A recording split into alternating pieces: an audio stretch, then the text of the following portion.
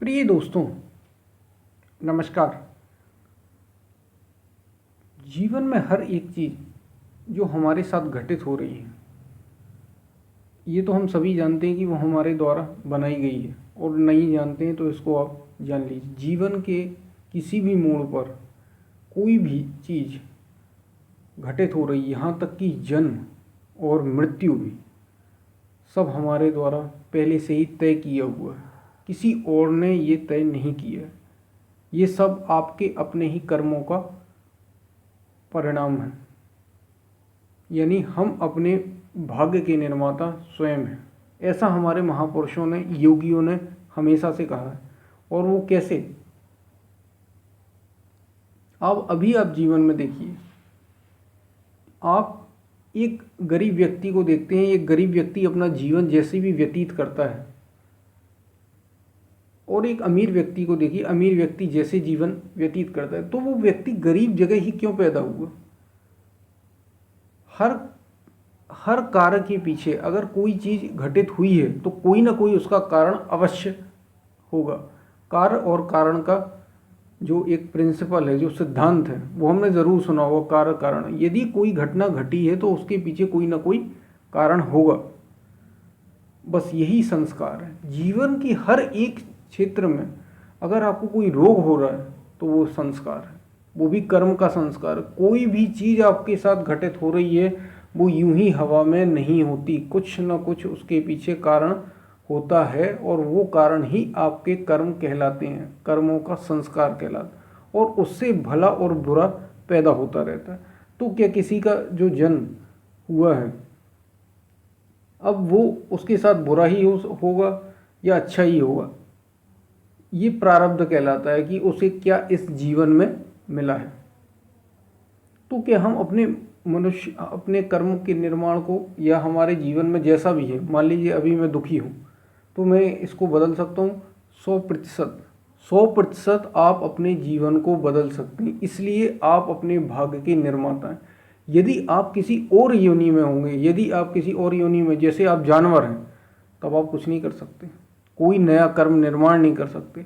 यदि आप देवता हैं, जैसा देवता कहा जाता है, ब्रह्मा विष्णु महेश इंद्र, कोई भी देवता देव योनि में है, तो भी आप कुछ भी निर्माण नहीं कर सकते। अगर ये चीज़ें हैं, कुछ लोग इनको मानते हैं, तो किसी भी प्रकार की योनि में आप अपने जीवन को नहीं बदल सकते, नए कर्म का निर्माण नहीं कर सकते। ये केवल मनुष्य जीवन ही ऐसा है। इसलिए तुलसीदास जी ने कहा, बड़े भाग मानस तन पावा, सुर दुर्लभ सदग्रंथ निगावा। देवताओं को दुर्लभ है ये मनुष्य जीवन। ये मनुष्य जीवन इतना बड़ा जीवन है कि आप इसमें देवत्व से भी ऊपर जा सकते हैं और मुक्त हो सकते हैं। आप इस सृष्टि का अंश बन सकते हैं। आप इस पूरे सृष्टिकर्ता का, आप स्वयं सृष्टिकर्ता बन सकते हैं। ये अवसर अगर किसी जीवन में मिला है तो वो मनुष्य जीवन में। तो आप अपने भाग्य के निर्माता इसलिए कहा जाता है कि कोई, जैसे हम दोष देने लगते हैं, काल ही कर्म ही ईश्वरी मिथ्या दोष लगाए। हम क्या करते हैं, जब हमसे कोई काम होता नहीं या हमारे जीवन में कोई ऐसी चीज़ें घटित होती हैं, तो हम या तो कहते हैं कि ये समय ठीक नहीं, या कहते हैं हमारे कर्म ठीक नहीं, या फिर कहते हैं भगवान ही हमसे रूठे। ज़्यादातर लोग आपने देखा होगा, ख़ासतौर से भारत की अगर मैं बात करूं, तो ज़्यादातर भगवान ने जैसा किया वैसा होना है। ऐसा बिल्कुल भी नहीं है।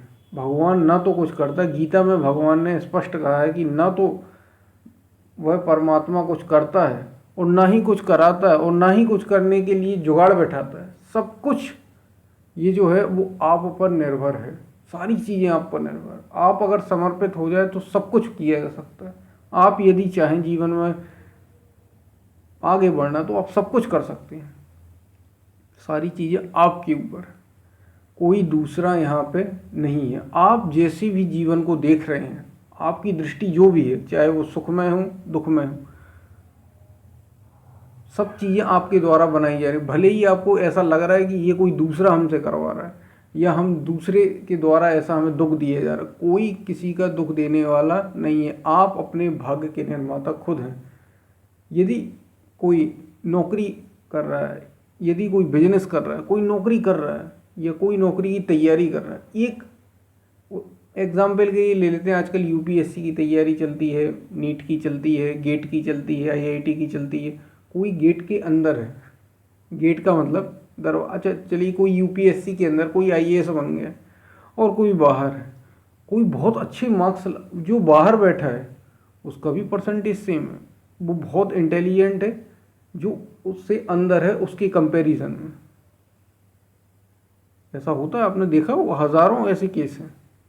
बस कहीं वो प्री में क्वालिफाई नहीं हुआ, मेंस में नहीं हुआ, मेरिट में नहीं आया फाइनल, ऐसा हो सकता है। या जो आईएएस बनने लायक था वो आईआरएस है, और जो आईआरएस बनने लायक था वो आईएएस हो गया। क्या है, सारी चीज़ें कर्म है, किसी को कोई रोग नहीं हो। तो आपने देखा होगा ऐसी घटनाएं होती है कि कोई इतना सब कुछ खाता है, देखो वो तो ये भी खाता है, ये भी खाता है, ये भी खाता है, तब भी उसको कोई रोग नहीं होता, कोई बीमारी नहीं होती। और मैं अगर थोड़ी सा भी ये खा लेता हूँ तो मुझे इतनी सारी बीमारियाँ हो जाती हैं एक साथ। आपने देखा है ऐसा जीवन में घटित होते हुए। ये कुछ नहीं है, केवल और केवल संस्कार है। और जब तक एक भी संस्कार शेष है तब तक आपको ये चीज़ें करनी पड़ेंगी। और अगर कोई अपने जीवन को बहुत अच्छा करना चाहता है तो इस संस्कारों के लेवल से उसको ऊपर उठना हो। आप बदल सकते हैं, सारी चीज़ें बदल सकते हैं। इसलिए तो मनुष्य को भाग्य का निर्माण, आपने देखा कोई एक ही बार में आईएएस बन जाता है, ये आप कह सकते हैं उसके पुण्य कर्म थे, पिछली कहीं साधना थी जिस वजह से वो ऐसा कर पाया, कुछ ना कुछ उसने अच्छे कर्म किए। लेकिन कुछ लोग आपने देखा होगा छठवें अटेम्प्ट तक, मतलब 5, 6, 7 इतनी बार एग्ज़ाम देते तब जाके बनते हैं। इनने अपने आप को वैसा बना लिया है, इनने अपने भाग्य को बदल लिया है, इनने वो मेहनत कर ली। इनकी उस कर्म में, वो संस्कार में नहीं था, लेकिन इनकी मेहनत ने इनको वो चीज़ दे दी, तो उनने अपने आप को बना लिया।